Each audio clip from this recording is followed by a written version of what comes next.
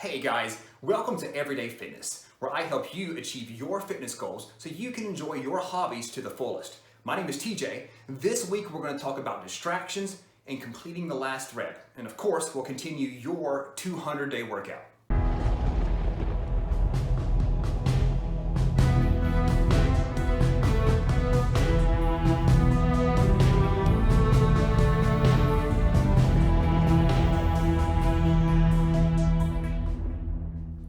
Week 7.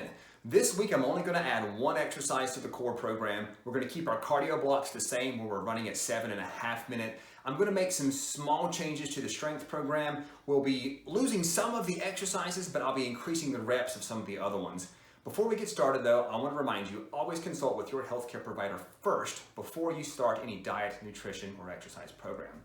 Like the past 2 weeks, I'm going to go ahead and put the exercises for the rest of the week out on the screen now.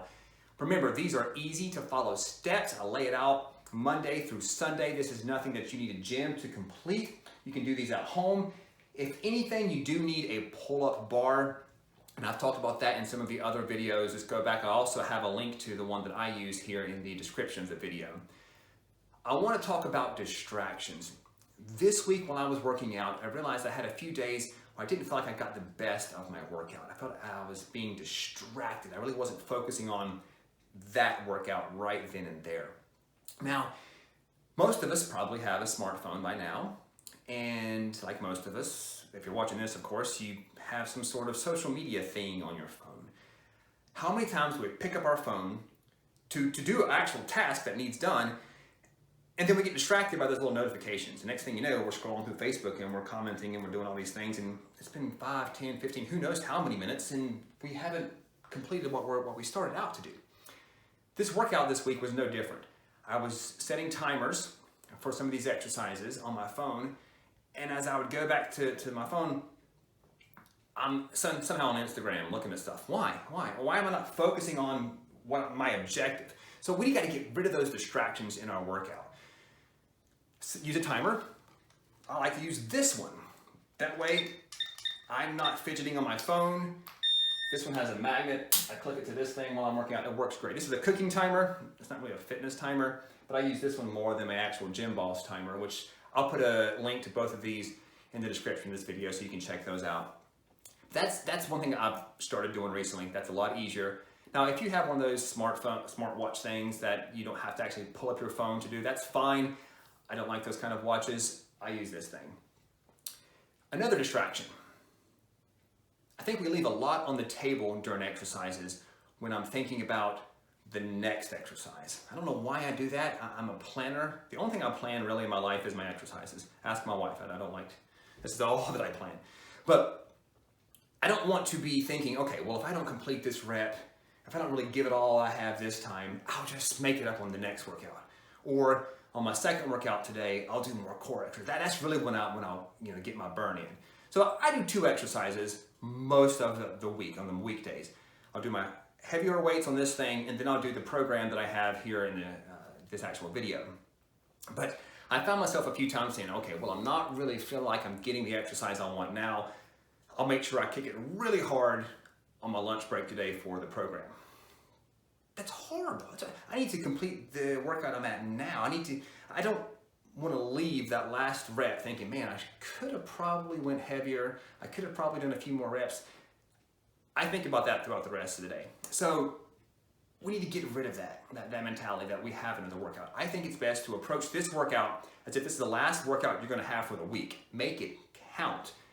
Doesn't matter if I'm going to work out on my lunch break or I know I'm going to work out tomorrow. I want to make sure this exercise counts. I've noticed that I like to work out, let's say, for an hour. That's a lot of time. This program doesn't require an hour, but I like to work out for an hour. There's been some days where I know I've only got 20 minutes. I've got to do something, and I'll go in there and I'll kill it. And I will be more sore from that exercise than I would if I would work out for the entire hour. Why? Because I had the intensity, I had the determination. I was in there and here to make a difference. We should attack our whole workout like that. We shouldn't rely on next week or tomorrow or our lunch break. We should do it now. So I want you to focus on the workout you're on now. Don't think about tomorrow. Don't think about what the next exercise on the list is. Don't hold back on doing the crunches because you've got reverse crunches coming up and you want to have stamina or strength to complete that. Don't do that. That's not the right way to do this. So I want you to just hopefully that kind of helps you avoid some of the stumbling blocks that I had this week. Use a timer. Headphones are fine, especially if you're around people. Putting in headphones if you're at a gym kind of stops people from talking to you, hopefully. I also use one of these guys here, a little Bluetooth speaker. I really like this one. For the price, it's actually pretty good quality. Of course, I'll put a description, put a link in the description for that one too. Another thing is just keep your phone away. Avoid picking it up. If you have to set a timer on it, do it, but try not to, don't go into the apps. Don't look at Facebook's notifications. It's a wormhole. Next thing I want to talk about is the new exercise that we're adding. I call them mermaids, and it explains why here in the video. What I'll do is I'll slide the camera back here and I'll show you exactly what the actual workouts look like. So this exercise is called the mermaid, or mermaids. The reason they're called mermaids is because you start off laying on your side like you usually see a mermaid painted. It's like a side plank, right? Planks are fine. The problem I have with doing planks is it's just a static movement. It's a good core exercise regardless of what type of plank you're doing. But I like the movement to be getting into the plank that works your core. If you're just doing planks, that's fine. However you decide to do a plank, but you're really only working that core in that one certain spot. I like exercises that incorporate a full range of motion. So what I've done is I've taken these side planks and I've added a movement where your hips are going vertical. So if you would draw a line right here, you want to take your hips towards the ceiling, like this. Of course, we're going to do an even number on left shoulder, then we'll switch over and do right side. If you want to level up, if you feel like, if you've done 15 on one side, 15 on the other, and you don't think it's working, I doubt you'll think that, but if that's the case, grab something, a light weight. This is a 6-pound exercise ball. Add some weight to it. I really don't think you're going to need that. It's a pretty good workout anyway.